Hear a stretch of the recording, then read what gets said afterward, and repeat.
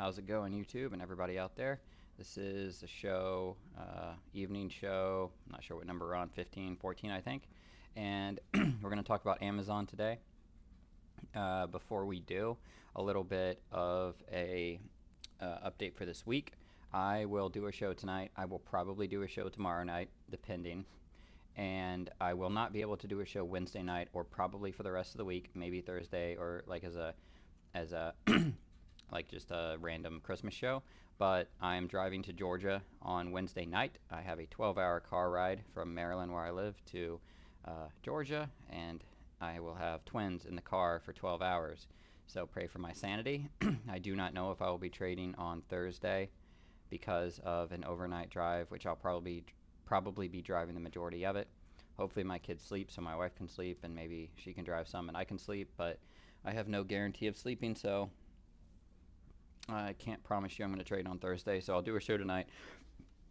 Try to do a show tomorrow night.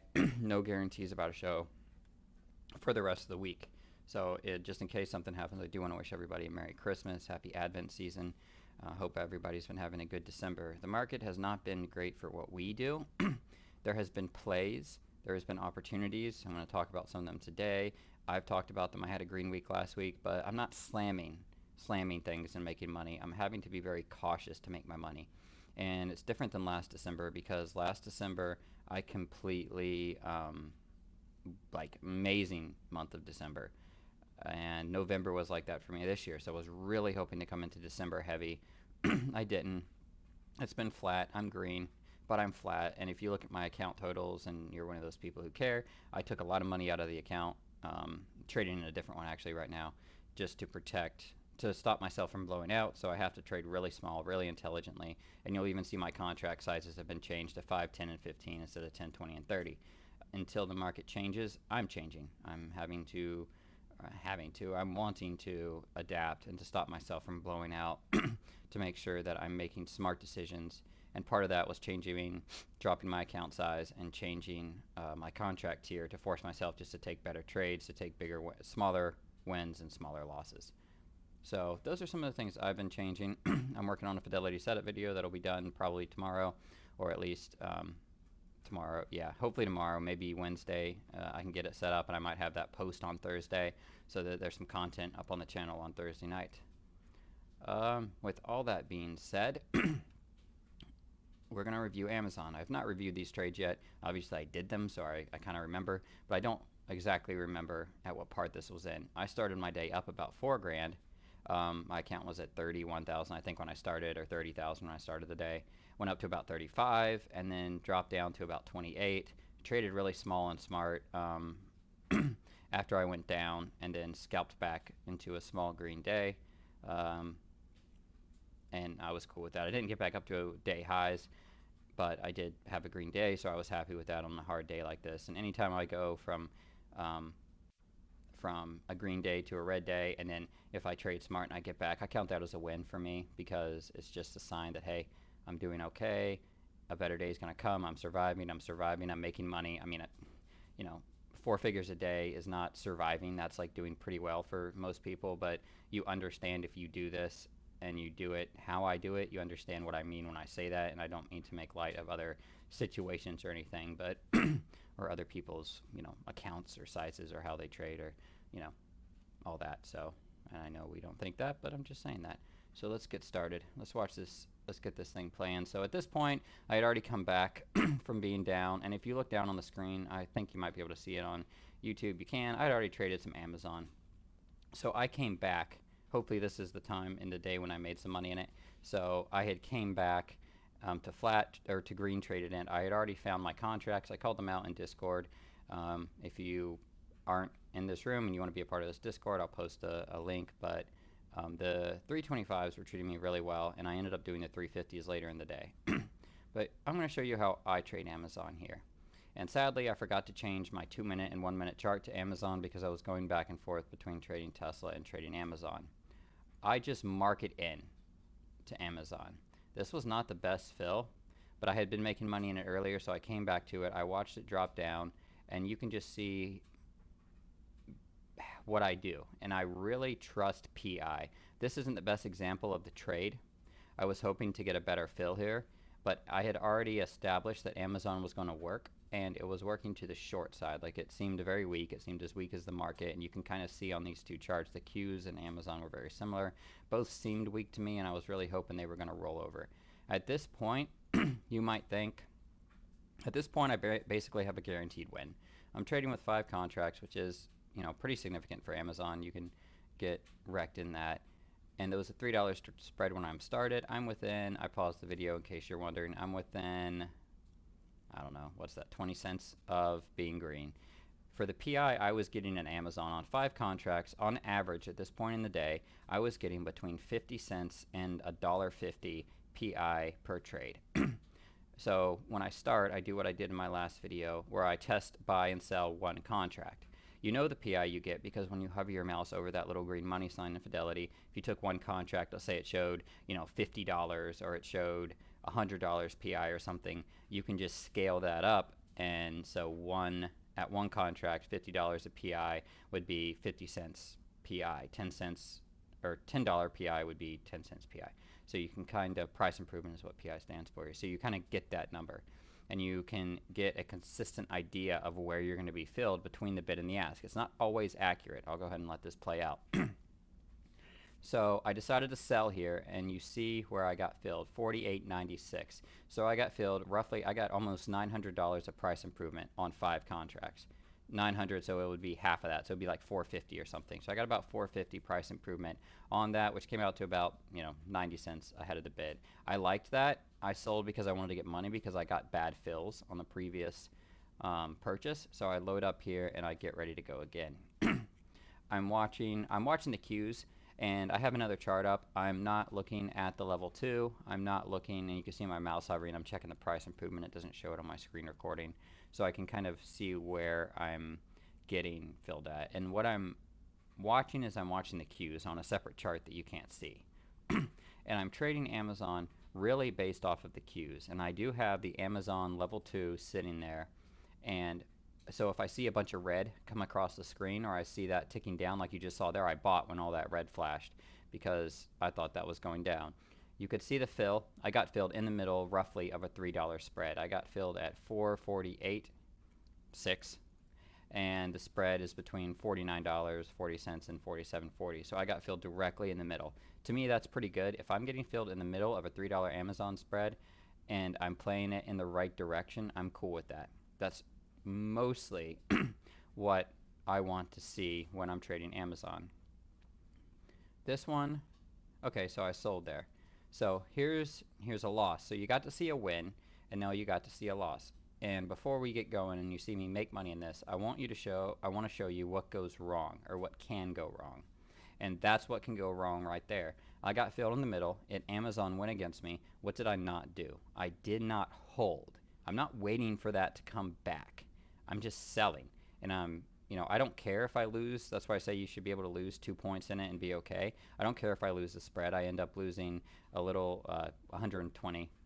So I don't know, I lost, you know, $1.20 on those on those calls. And I still think, let's see, I'm probably still watching. I'm probably still waiting for another entry here. And let's let this get going, because I start, you know, I think I start tearing it up here in a minute. I hope I do anyway. Hopefully I started this at the right place. And I'll take my,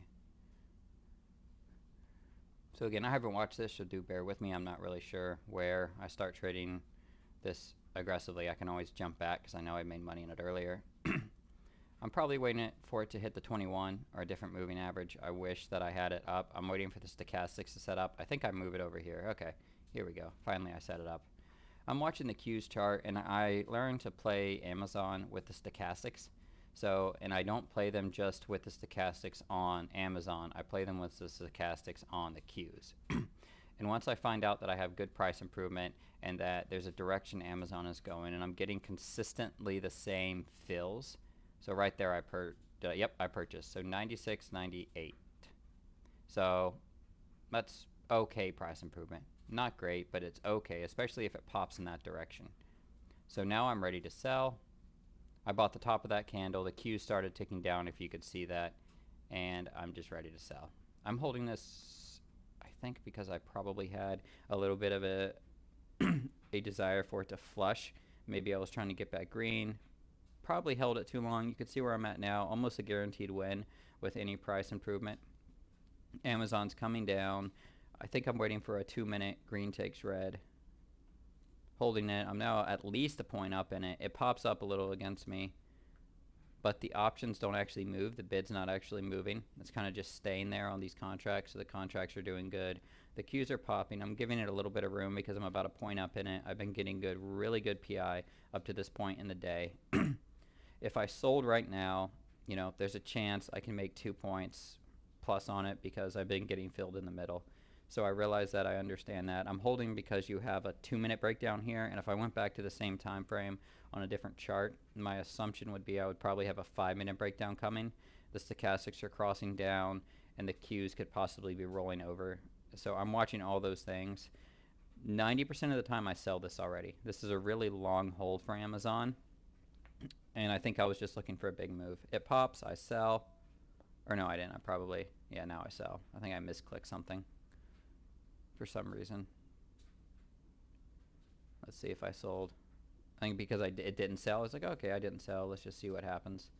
I go back to it and I try to sell. So let's see what it does.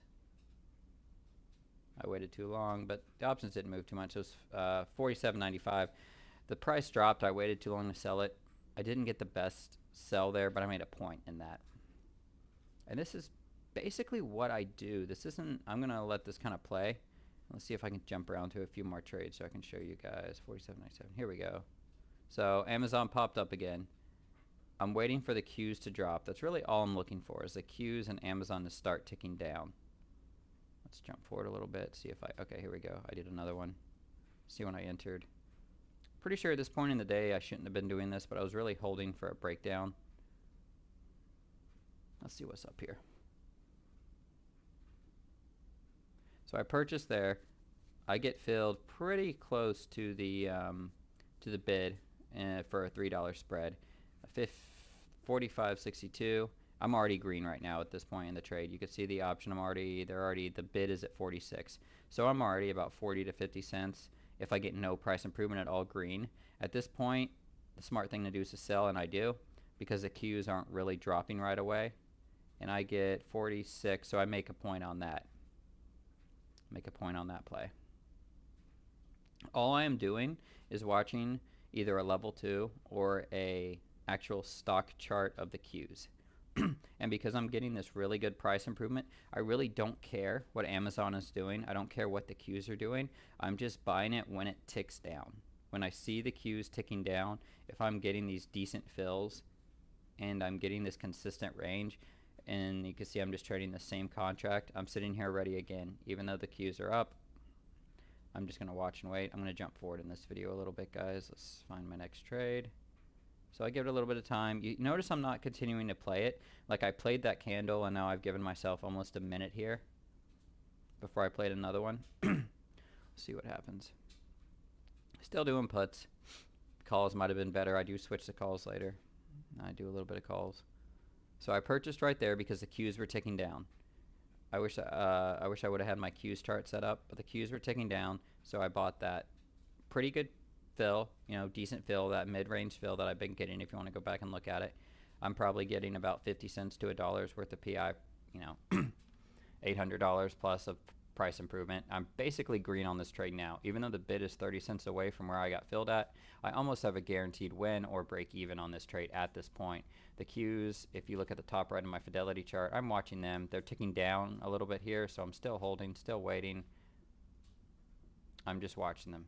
I'm watching the Qs with my eyes kind of looking at the level 2 of Amazon, but I really don't care about that. It's really not important. I'm just watching the Qs, because Amazon's pretty much trading with the Qs at this point, and if the Qs flush, Amazon's going to flush. There it goes. It flushes. Now, smart thing, I'm still probably trying to hit that little bit heavier hit at this point, but there's your flush. I'm now up almost 2 points on these contracts. 5 contracts up, probably 2 points. If I sell here, smart thing to do would be to sell. I always say that after the fact, but when I'm sitting there holding it, it's actually not stupid to hold these. And I got such a good, you know, I caught it at the right time, which is really a lot of what this is about, is your timing on the entries with the Qs movement, and then kind of predicting the direction of the cues based on stochastics and based on, you know, a general direction of the cues. So here you go. Here's a flush. I'm still holding those contracts. I'm 2 points up in them at least at this point. I don't know how long I hold these. Let me jump forward. Or I can let it play out. But at the moment, are there questions? I don't know that anybody's going to have any. It's fairly straightforward what I'm doing, but I just wanted to show people. I sold there, so I made 2.5 points or so. I sold because the day had been choppy, and the cues, if you could see, it's probably hard to see on my fidelity chart, kind of popped up a little bit. So I just sold just to be safe. I just wanted to win at this point. So now I went from 31,000 when this video started to now 33,000. So that's $2,000 or so in just a few minutes scalping the cues like this. And this is how I went from, like, I was what, 4,000 or 5,000 down or something like that. No, it wasn't 3,000 or 4,000 down to you know, about the same amount up. And I was just doing this, and I was just doing this in this range. And I'm not showing all of them. Let's see, did I buy? Yep, I bought there. So you can see that I bought because the cues started ticking down again. It's really the only thing I'm watching. I got filled. I got about $1. You can see there 425, or I'm sorry, 47.25 is the bid, and 48.06 is where I got filled. 49.75 is the ask. So I got filled slightly better than midway. I'm watching the cues still. I'm now pretty much exclusively watching the cues. Yes, I'm side glancing at Amazon, but my main focus is the cues. Giving it a little bit of time to flush. You can see that bid is creeping up. You almost at this point have a guaranteed win because of the price improvement I was getting to make money. If you saw that green flush across the screen, whether or not that was smart, usually if I see a bunch of green flush, sometimes I take that. You saw my sell, and you saw where the bid was out there. So let's go back to see where that was at. I want to see where the bid and all was at. So I sold. 47.75 was the bid. I got filled at 48.78. So I got filled $1 above the bid. A full $1 above the bid. Basically letting price improvement win. I don't have to wait for Amazon itself, the bid, to catch up if I'm getting consistent price improvement. During this time of the day, I was getting between 500 and I think the best I got was $1,500 price improvement playing playing these contracts. So on 5 contracts. So you could do the math there. That's, you know, $2 price improvement to 50 cents price improvement, you know, or 75% price improvement in that whole range was what I was getting on these contracts. So I had a lot of confidence at this point to continue to just play this in the movement.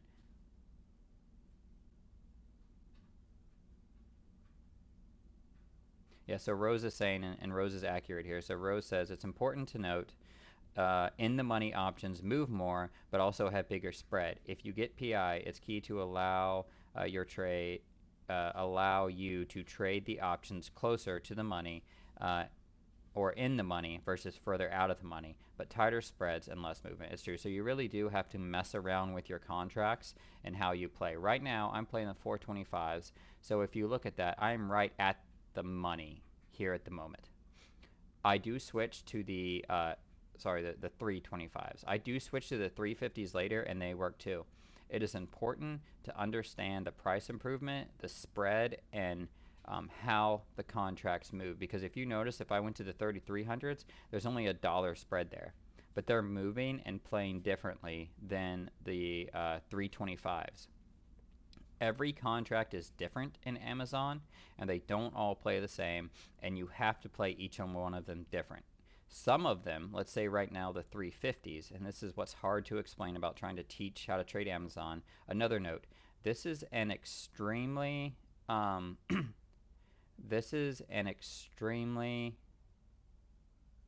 advanced, I guess I would say, and possibly toxic way and name to play, because it requires a lot of faith. It requires a lot of testing throughout the day and finding an option that works and getting in a groove of when to buy based on the cues movement and based how Amazon, and most importantly, how that option is trading in Amazon. So this is not something I would recommend anybody do, but I'm showing you how I do it, and this option I found was working for what I do at that time. So I was playing this, it was working with how I was playing it, and I was almost exclusively at this point in the day winning based on what I was looking at, which was the cues. And it's all based on price improvement. Everything is based on price improvement and the spread. Generally, not all the time, a $2 to $3 spread in the options is the sweet spot for winning on price improvement. It is not always, it is also risky because you're risking the spread. I actually lost probably 4 points and 3 points a couple times today trading this. Like I just randomly not get it and I would buy at the wrong time. It's a lot about timing and price improvement. And it takes practice to kind of watch the cues and know when to buy and when you're going to get bad price improvement because you chased. There's a lot of very small, minute details that go into playing this that you have to practice and get used to. And you can take a lot of losses when you're doing it. And it doesn't work every day. So Amazon's going, but if you hear us talking and we're saying like, hey, I'm playing Amazon, this is pretty much what I'm doing. I'm watching the cues. The cues tick down and then I buy. Do I chase here? No. So here we go again. I bought 47.95 is the bid. I got filled at 48.49 and the ask is at 49.70. So that's pretty decent. Brent, what do you mean mid-price? I don't know what you mean by mid-price. Left corner? So if you're talking about the right corner, at least how I'm looking at it, that's the price is filled. So the bid, the last price, that's like the last price that it went. I'm not sure what you mean by mid. Under my hand and the cursor. Oh yes, right, you can see my cursor. So under the cursor there, no, so that, I mean, that's the bid, that's the ask, that's the last price. So that's the last price. That's not the mid price, that's the last price. No, that's what I just bought them for. So that's my fill. Because I was the last person to buy that option, that's the last price it sold for. That's not the mid. So let me let this play out. So I'm ready to sell instantly. Not going to hold a pop if it pops. I feel like I have a pretty high chance of winning if it drops any, or even if I sell right here, at least break even. I have a lot of confidence in this contract at the time. Doesn't mean it's smart, doesn't mean I'm going to win, but I mean, you've just watched me win a few times, so it's not like I'm scared I'm going to get wrecked in this. Oh, there you go, and I sell. It kind of spread out there, so I lost on this trade, 48.15.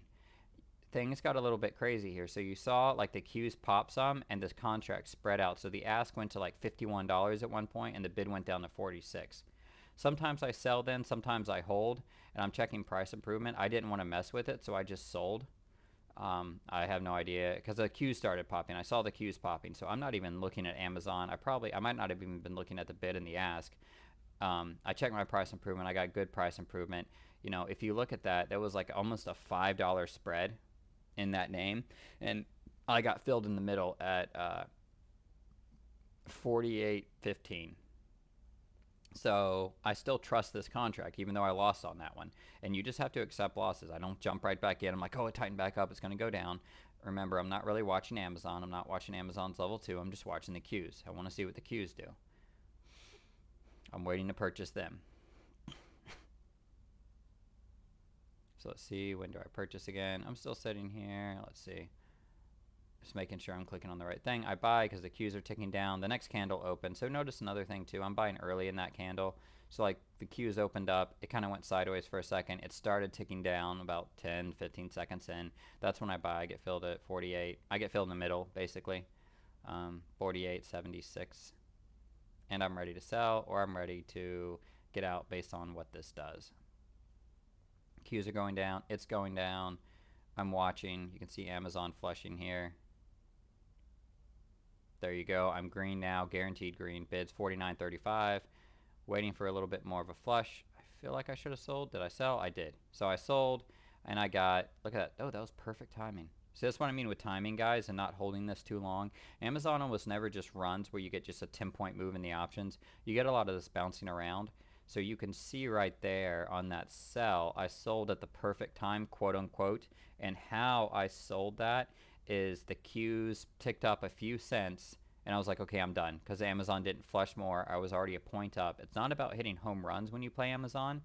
If you play it enough, you'll hit some home runs and you'll get struck out. But it's about the consistent trading adding up. So like these last several trades, now instead of being at 33, I'm at like 33.8 on the day. So up a couple of grand. Ready to do it again. So I'm just loading the contract right back up. I'm watching the cues. If the cues want to tick down, I'll try it again. If the cues want to go up, it's not necessarily that they're far ahead ST. It's just that they seem to follow each other sometimes.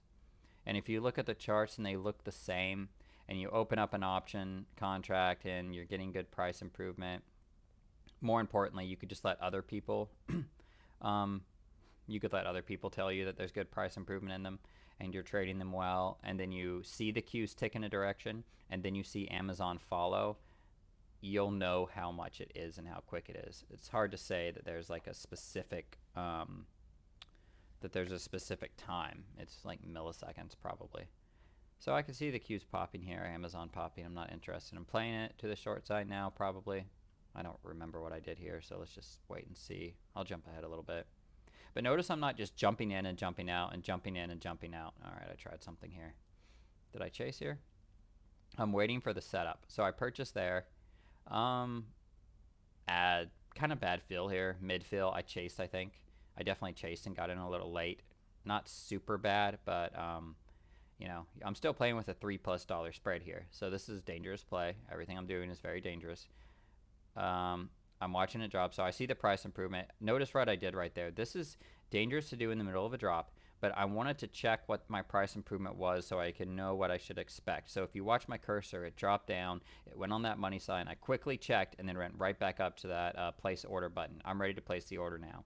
I know what I got price improvement wise on the last one. I know what I can maybe expect on the next one. I'm ready to sell. I'm almost guaranteed 100% win right now if I sell. I'm maybe waiting to see if, so now I'm definitely up. I'm up like 50 cents or more. I'm up like a point now on these contracts. More if I sell. I see a bunch of green coming over the right part of the screen. I think I'm watching the cues. I think I'm hoping for a flush here that maybe it goes through day lows. This might be an example of why you don't hold Amazon. Let's see. We'll wait and see. It's because I honestly don't know. Let's see. Did I sell yet? I did not sell. So I'm not rushing when I'm sitting here. I'm just ready. My cursor is probably like my fingers on the cursor. I'm ready to sell. I'm up over a point in this. I don't think I'm going to give it much time here. I sold. Did I sell? Hopefully I sold. I should have sold there because I'm looking at the cues and I popped. So I'm giving it more room than I probably should. Notice me doing it backwards. So I sell it there. What did I see? Why did I sell? Look at that price improvement. It started ticking up and I got filled at 50.33. So 50.33 on those 5 contracts. That's right in the middle of all of that. Hang on, one of my kids are waking up. Let me see if he goes down. I'm going to give him a second. I'm going to give him a quick second before I run up. But if you watch the cues here, I'll let this play.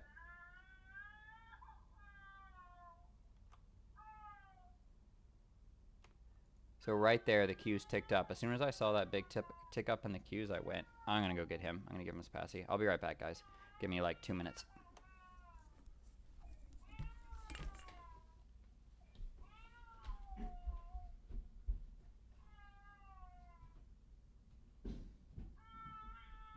To reiterate what Gator is saying, a big factor in this is getting those fills that are in between the bid and the ask. When you're trading something that's got a 3 point spread, you're going to need, the underlying stock's going to need to move a certain amount just to cover that spread if you're getting filled at the ask. But if you get filled in the middle, and especially on the sell, if you're getting filled in the middle or closer to the ask, it's really what allows the strategy to work.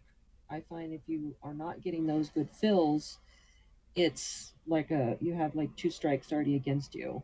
Um, so, and sometimes the fills are just amazing, and other times they're just not there. And the factors that cause that, I'm not exactly sure, but when it is there, and you see this correlation between Amazon and the queues especially, it's definitely scalpable.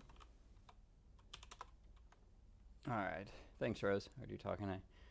I appreciate it. Thanks for jumping in. Boys back down for now.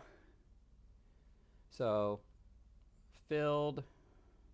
Did I buy? Okay, so I made money there. I'm not sure what happened. Oh, yeah. So, I was looking at why I sold. I saw the queues popping up. I sell the queues popping up. I'm out. I'm up. I made 2 points on that trade. That's a 2 point trade. That's $1,000 on 5 contracts. I'm ready to get back in, even though the queues popped. I'm checking my price improvement. You can see my cursor, seeing where I'm at to see if I can still count on price improvement. Because Amazon whips around. So at this point, I'm up four or 5 grand on the day. And I'm just going to keep doing the same thing. Let's see. Let me jump ahead. I might do one more. So let's see here. Because I think I lose somewhere in here. So let's watch me lose. Okay, so I buy right here. 51.28. Oh, see, here's how you could tell. So bad fill. So right here, I can almost guarantee you I got little to no price improvement. Like maybe $200, $300 or something like that. Let's see if I lose. I'm like almost guarantee that I lose here. But I'm not sure.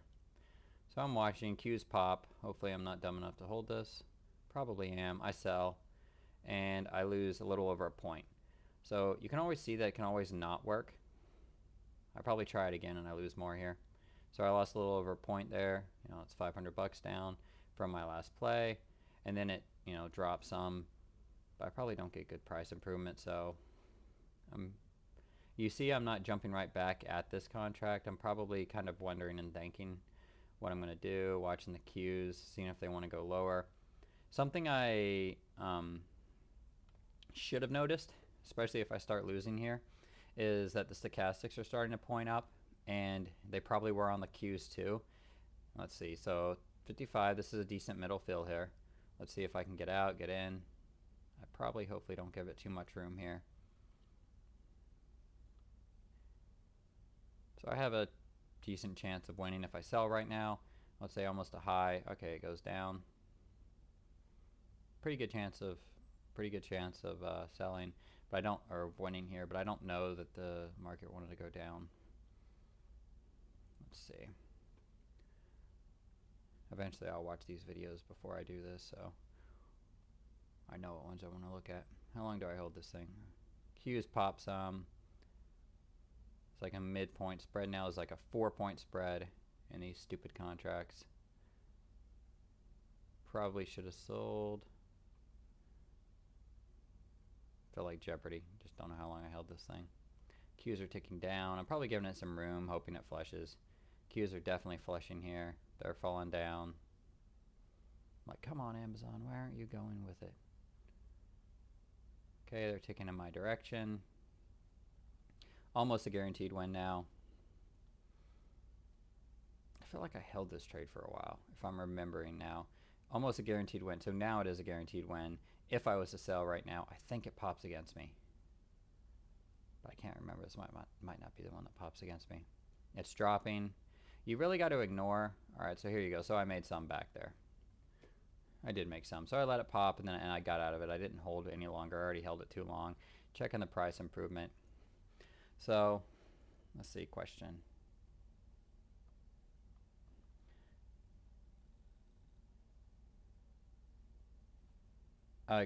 Price improvement, consistent price improvement is how you know it's a guaranteed win. Like if I'm getting $500 worth of price improvement, or like if I'm getting $1,000 price improvement on 5 contracts, I know that if I'm within 10 or 20 cents of the bid, it's a guaranteed win. Like relatively speaking, what I mean in my head is like, okay, I'm at a point where my consistent, and that too. Like as soon as the bid passes where my entry is, it's a guaranteed win. It's like I sell, I win. Or if my price is like, if my price is so good and I've had consistent PI between $500 and $1,000 on 5 contracts, 50 cents to $1, and I'm 10 cents away from the bid, I can sell with a pretty good chance that I'm going to win. So y'all got to see me win. This is basically what I do when I say I'm playing Amazon. I don't know how different it is from. I assume it's fairly similar to what Rose does and others do, but this whole I'm watching the queues. I found a contract and earlier in the day that I liked. I started playing it. I realized it works. I realized the queues were moving with Amazon. I tested it out a few times on like one contract trades. I'm like, okay, it's working. I went to my 5 contract size and I started just kind of sitting there scalping. And you could do it with one contract, 2, kind of 3. Don't worry about the size. It's just the trades. I'm watching the queues, and as the queues tick in the direction I want it to go, I buy.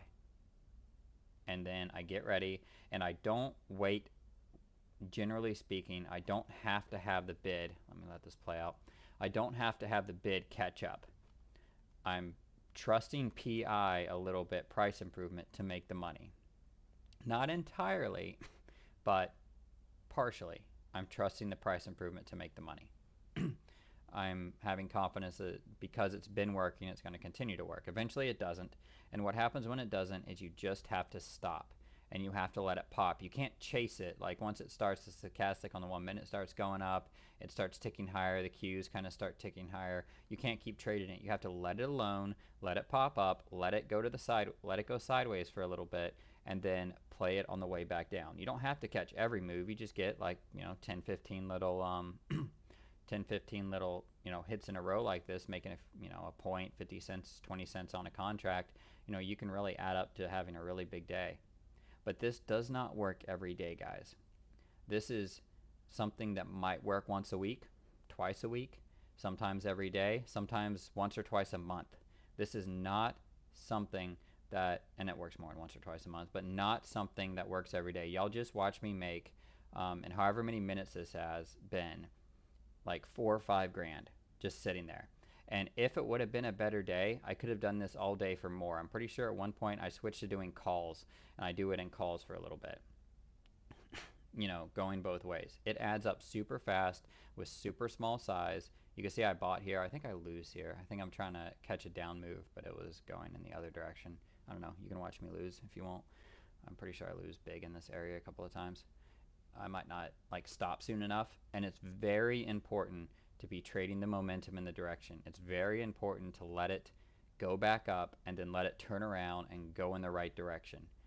Yeah, I made money on that. Oh, see, okay, so here's a good example of what I mean when I say you can make money even when the trade doesn't work. So I bought in, and I'm basically filled at $49. Bid in the ask is 49. It's sitting still. I don't know. Let's see what happens. It's going against me. Okay, right there, when I click sell, the queues were ticking up. Amazon was ticking up. The bid dropped to $46, so I could have gotten filled all the way down at $46 from a 49 entry, and instead I got filled at $49.12. This was one of my 1,500 plus PI on 5 contracts. That's what a good contract does. That's what a good broker does. That's why I push Fidelity. E-Trade's good too.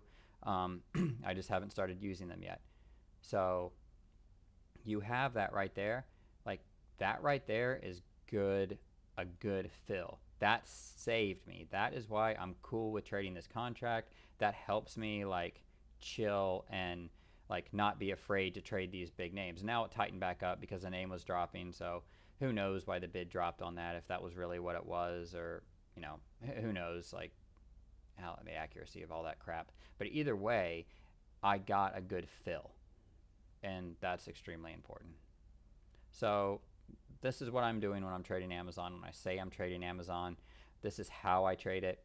I'm trying to catch the momentum. If I lose 2 or 3 trades, especially once the price improvement dries up, I'm done. And randomly, the price improvement is just going to dry up. It literally almost turns off, or it goes from at this point in the day, I was getting around 50 cents to $1.50 price improvement every single time I did the trade. My average was about 70 to 80. When it stopped and I came back later in the day and I tried it, and I tried it at a few different times with 1 or 2 contracts to see if it was still working, I was getting 10 cents to 20 cents PI. That's not what you want. You don't want 10 or 20 cents worth of price improvement. You want to get that higher number. You want to be getting filled better than halfway through. Or at least when you sell it, you want to be getting filled, you know, on the right side of your sell and making money. So you want to be playing the trend. You want to be playing the direction that it's going. You don't want to be trying to buck the trend. And as soon as it stops working, guys, you can't look, man, if I just keep doing this, it's going to work. I'm not scalping that much away. I'm only losing 10, 20 cents. I'm only losing 10 or 20 cents. It adds up really quick when you start losing, just like it does when you start winning. So don't force the trades when you do this. Don't force the trades when you do this. You really have to go with the flow. You have to be in a rhythm. You got to find the name that's working and the option that's working. I can't tell you how important it is to be on the right strike. The 350s, the 325s, the 33,000 or 3300s all traded very differently. You had to play each one of those contracts different. And it's important to know that when you start trading them. And you have to practice. There's no way I can teach it to you on this video because it changes. It's something you have to feel, and you have to have screen time, and you have to watch, and you have to practice with small size on big days. This isn't something you do with a small account. This is something you can do when you have the time, when a day like today is happening, when it's garbage. I just test out Google and I test out Amazon. This is what I do. I just check them out and I see if they're working. Like you can see right here in Amazon, I made money on another bad move. Like I'm pretty sure it popped in the wrong direction and I made money there, like 10 cents instead of losing. So you're literally just sitting there and scalping these. And until you start losing, keep doing it. It says I'm in a position, guys. I'm not. If you're looking at this, I did sell. If Fidelity doesn't update sometimes, I don't care. That's why I keep the orders there. I can look and see bought 5, sold 5. So I know even if my position window hasn't updated that I'm like out of the position. So that is how I trade Amazon. That is how I trade Google. It is a momentum thing. It is a cues thing. I'm watching the cues. I'm not watching the level 2 on Amazon. Sometimes I watch the option level 2, not as much. I'm finding a contract that works and I'm going with the momentum and the flow. So questions? If not, I'll wrap this one up, but you can go back and review it and see how this works. I'll post some more videos in the future of me doing the same thing. If I can, I'll take some recordings and you can see it work, you can see it not work. Sometimes it works, sometimes it doesn't. So you can see there it says I have my don't. I think I try to sell here and then it says like, oh, you're not in them. I'm like, what's wrong? But even in this last like 10 minutes, like I've just been bouncing around. I haven't really made much. Sometimes when I do that and I'm kind of getting that little 50-50 spread to where I'm winning, I'm losing, I'm not making much. Sometimes I walk away or I like chill, size down, I leave it alone for a little bit, give it 5 minutes or so, and then I start playing it again when it trends. But you can see it's trending up here, so I'm not sure if I'm stupid enough to keep buying them. I probably am. But that's how I trade Amazon, guys. That's what I do. That's how I make money in it. When I make money in it, it saved my day to day. I went, from where I'm at now in the account, that 34,000. I think I was like slightly above that earlier, and I paused it here. So I went down to about like 28, and then I jumped back up to about 34 or so. Tried some stuff later in the day. I think I lost like $2,000 off that, and then stopped. So that was my day. Very small, very flat. But I felt really good that I could come back and that I could trade like this. And it's no joke being able to make money, and it can add up super, super, super fast if you can do this, when you can find it, when it works, and if you can practice this. So when Rose says, when I say, when Booth says, when who is it? CT or Mitchell says that they're playing Amazon, generally this is what we're doing. Generally, we're getting a contract that we like. We're getting a good fill. Sometimes, like early in this video, I'm buying and selling them really quick. Or I'm sorry, I'm buying and holding them, and other people are buying and holding them for that flush. And then other times we're not, and we're just scalping in and out like you're seeing me doing here in the last 5 minutes, because it's a little bit more inconsistent. It's trending up. I'm making 10 cents, 20 cents. And I'm like just making a little bit. Sometimes we do it that way. But those are kind of the two ways that we do it, based on fills and direction in the market. No, holding didn't work at all today. I'm glad you know what it is, at least, that Booth, that if you would have just been scalping, you would have been good. It's so hard. It's so hard not to want to see those home runs and those big hits, man. I hate it. Like I wanted to hit a home run today. Like I don't know. It's like I could almost. I hate gap down days, guys, and I hate gap up days so much with a passion. I hate them. I used to love them because it meant I made money, like that we were going to get follow through. But it just didn't. It just stopped. I don't know. They really stink nowadays. When it happens, this is the type of day that we get. So I was really hoping for some follow through, flush movement today. We didn't get it. Is what it is. I still have I still have an overall bullish sentiment to some names like Tesla going into the end of the year. Doesn't mean it's going to work, but I still think we're going to get some good action. The reason I took money out of my account and traded like intelligent or trade intelligently, but tried to force myself to trade intelligently. I don't want to blow out at this point in the month. I want to trade small and I want to preserve my mental capital for when these really good days come, and maybe we get one or two, or we get a whole week of them, or we get none of them. But I want to preserve myself for when that happens, because when it does, I'm going to be smacking the crap out of Tesla. I'll be going very heavy, and I'll be hitting it when it does. But until then, I have to be patient. I have to preserve my energy. I have to preserve my mental health. I can't be having big down days when I'm just mentally wrecked. Here's a bad trade here. So this is when things start getting hard, and I think I lose some here. I start losing at this point. I think I leave it alone. So, yeah, 100 calls on 2-minute green takes red on Amazon. 30 points. Bam. Every day. I'll be doing 100 contract trades in Tesla. When stuff starts working, I'll be like 50 contract trades in Tesla. Not even a problem, but it has to start working. I'm not there yet. I have to change my mindset, and I have to address like, this is what the market is right now. I'm going to trade what it is right now, not what I want it to be.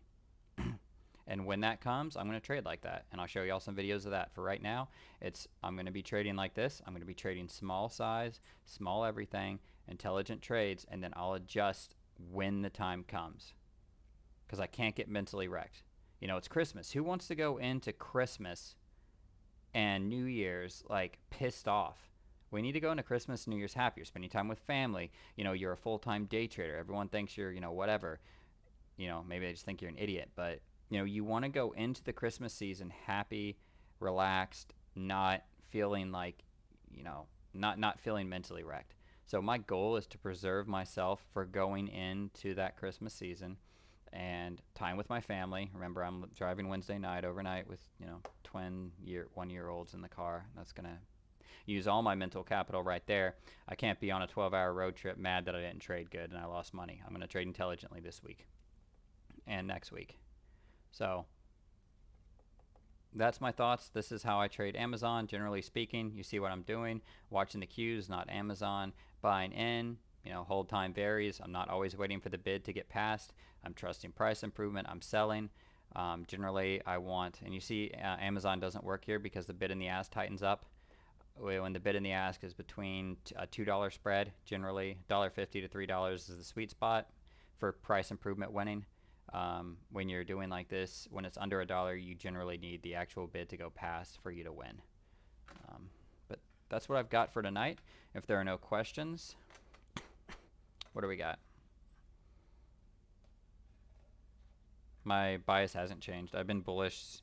I'm always bullish, but I'm generally bullish in the market because of the Fed is done, the Senate shut down. There's nothing like outside of something crazy happening. There's nothing that's hitting the market that's like, oh, the debt ceiling's not passed. There's no uncertainty.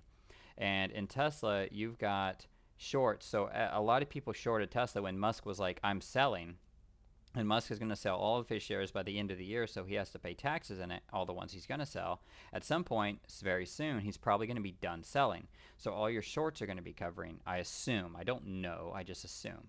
And so that means to me, it makes me think, okay, what happens when a bunch of short sells? We got people buying shares, things are running back up, the people who are holding them are getting out of them. So you could see an end of the year Tesla run. That's what I'm waiting for. And hopefully it doesn't happen overnight, and hopefully it starts happening and pushing stuff up. So I'm just sitting here kind of waiting for that to happen in maybe Amazon and Tesla. And just kind of waiting for that run up to happen. So that's why I'm preserving the mental capital. You mean, oh, you mean while I'm trading during the day here? It started trending up. Like if I let this play, I found a contract that worked. No, you're good. I found a contract that worked that went to the long side, and I don't remember what it was. I think it was the 320s. Um, and Amazon started trending up. I tested contracts in the long just like I would have tested puts. I found a contract that worked that was paying me the exact same direction as the other one. I just traded it in that direction. Sometimes I trade the same candle in both directions. Like I trade it one way and then I'll jump over and trade it the other way if it breaks down. So, yeah, that's enough. Brent, that's enough to try it. It's all about if it's working or not. So, there's no like specific answer to that. It's really just it's really just our what's working. I'm trying different contracts. What's working? Is there a trend? Did Amazon just break a 5 minute high? Is it breaking a 15-minute high? Is the stochastics crossing up like they're doing here on the 2 minute, the 1 minute, and the Qs? Look at the Qs popping right now in my fidelity chart. Is that happening? That's what changes my bias. Look, the Qs are popping. Okay, I'm gonna go long now. It's literally that. I've seen your Spider-Man, like not knocking you, like you're like Spider-Man No Way Home, like that's your charts, just web everywhere, just shooting all over the place. Not an insult, just like, you know. So I don't. It's very simple. There's no like levels. I don't do support levels. I don't do those trend lines except for the ones that Mark taught us to draw. So the Qs are popping here, so I go long. It's literally that simple. It's like, oh, the Qs are popping. Okay, I'm gonna go long. Um, oh, the stochastics are pointing up. I'm going to try long. And as long as I have a contract that's working, then I jump into it and I do that. It's that simple. Everything I do is stupid simple because I'm stupid. So I've got to keep it that simple so I don't confuse myself. And yeah, don't tell your family you just listen to Boof, Rose, CT, and Gator. They're just going to think you're crazy. Like, what do I do for a living? I listen to these morons talk about charts, and then a dude named Geronimo talking about news flow. And yeah, that's what I do for a job. I click a button. So yeah, I just play the momentum. That's like I'm a momentum trader. So when I'm doing this, when Rose does this, I think when Booth and others do this, it's all just about the momentum. And if the momentum for literally 5 minutes is up, I play it. If it's momentum down, I play it. And I have no like, there's no levels I'm looking at. There's no trend lines I'm looking at, other than maybe ranges or a clear, I don't know, head and shoulders, or make up your stupid chart pattern, whatever you want to call it, a clear breakout or breakdown. You know, I play that, but I don't put that much thought into it. I just find what's working and play it. I find when you give yourself too much information, that really doesn't do any good. You know, it really just hurts you. And you're trying to identify things that aren't there and all this other stuff. But that's just me.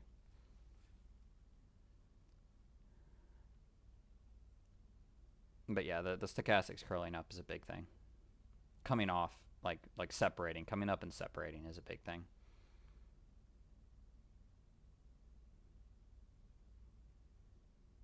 Yeah, I feel you. If you've got that bending like mentality, it's very hard to play because it's very hard to stop and to not just lean in and overtrade momentum.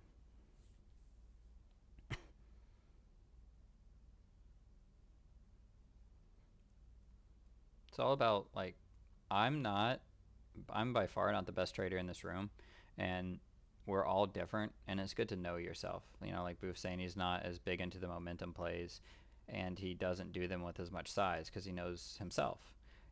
And I think it's important to know yourself as a trader. Like, Brent, you have all these different levels and stuff that you can use sometimes, and if they work for you and you're confident in your strategies and what you do, and mentally it works for you, then do it, and that's great. And it's important for everyone to get that, not to try to be me or CT or Booth or anybody else, but know yourself, learn the strategies, and play them in a way that is going to give you an edge in the market. And it's all about having that edge. I somewhat know my edge. Everyone kind of knows their weaknesses and their strengths, and you shouldn't feel bad for making or not making money off something somebody else does well.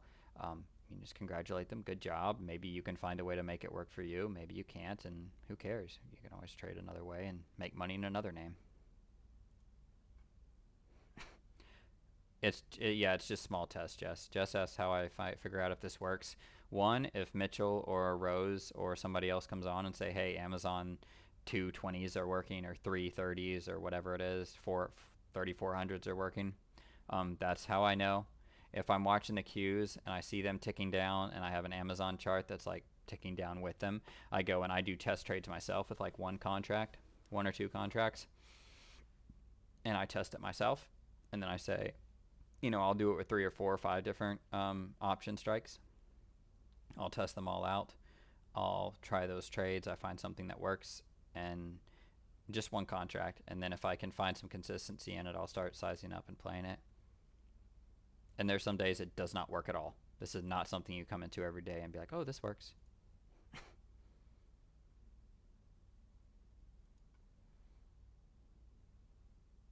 Other thoughts before I end this? Coming up on an hour, just about. I said 30 minutes, but you know what? Whatever. I'm only going to do 2 shows this week, I think. So, yes, I do. TC 2000. Yes, I have the gold. Yes, 2 windows. I can actually do more than 2 windows. But yes, on my monitors, I have 2 windows. No, I don't. I don't think it. Sometimes yes, but it's not. Um, Sometimes yes, I think. Like I generally have stuff. No, I haven't noticed that, to be honest. I haven't noticed that only the detached one does. If I'm getting that, I just exit stuff out and turn it back on. I'm sure you do the same. I have not noticed that, though. I do notice that sometimes it freezes, but I don't think I've noticed it where it freezes apart from it. No, there's no VWAP on Fidelity, Brent. That's why I don't use Fidelity charts. Notice there's no trend lines on those charts, or I'm sorry, no moving averages. Like, it's literally a visual reference, so when I jump to a name. And I have other charts like TC2000. I've got all those charts. I've got my 9 charts. I've got a 4 chart layout. I've got some other stuff. I've got another laptop sitting here with some stuff on it. So I'm not using those other than a visual reference for quick reference. I do hate when charts freeze, though. Oh, sometimes that scares me, especially when Amazon. Oh my goodness, when Amazon freezes or Fidelity freezes and I'm in an Amazon position. Oh man, I think I've had to like log out of Fidelity once while I was in an Amazon position. That was a scary moment, super scary moment in my life.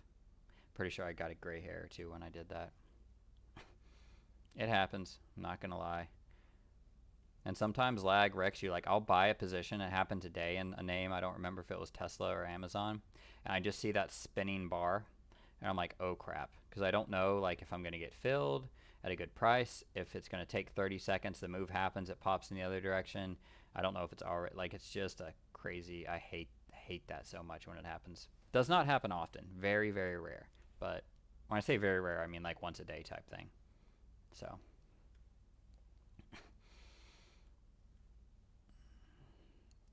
if you're not using Ethernet, unless you're traveling, you're wrong when it comes to trading for a living. I have traded off Wi-Fi. I do trade off Wi-Fi, not at my home if I'm traveling sometimes. But yeah, all I can say is yeah. If you're trading on Wi-Fi, you're setting yourself up for failure. You really need to use Ethernet. Then why are you saying Wi-Fi? Are you just saying your internet total? You need better like internet. I got you. Internet. Yeah. Yep. Yeah, it's a big... Sometimes that is what it is. So I've talked to Fidelity. If you have a ton of like these charts open, a ton of these level 2s and other stuff, you can like overload and the data won't come in quick enough. You also need RAM on your computer. So if you've got charts, guys, and you've got like... And Boof, I'm not sure if you're... I assume you're still here. If you've got all these charts open, like in... I don't know how much RAM you have on your computer. The RAM can be locked up. How it processes it could be stopping it. Your GPU could be doing it. So Okay, yeah. Your stuff's probably like mine. You probably spent like 10 grand on a computer. I didn't spend 10 grand on my computer, but okay, yeah, I've got the same. And I also keep like stuff up so I can make sure my stuff isn't overdoing. But some people and some of you guys, like if you're like, man, this stuff sucks, it's whatever. Your memory might not be high enough. Your RAM might not be high enough. Your CPU might not be high enough. Sorry, go ahead, whoever's hopping on. Oh, I was just doing a control delete to bring up my task manager. Sorry. Okay, you're good. I'll hang out and talk, but I think I'll stop the video here, guys. I'll go ahead and cut it. So thank you for watching. Thank you guys for hanging out, seeing how I play Amazon, how I think a lot of us in this room play it when it's working. If you do like this content, you can always like, share, subscribe, get other people to do on here. I'll be doing a lot of stuff in the next year on YouTube and growing the channel, and a lot of cool stuff to come. So, be sure to share it with others if you do want to. If you don't like it, you can dislike if you want to. I don't care. YouTube, I think, blocks people from seeing that for some reason anyway. But I appreciate you guys for hanging out with me. Hopefully, I'll catch you on a show tomorrow night, and I hope you all have a great Advent and Christmas season. And Happy New Year. I'll talk to you all soon.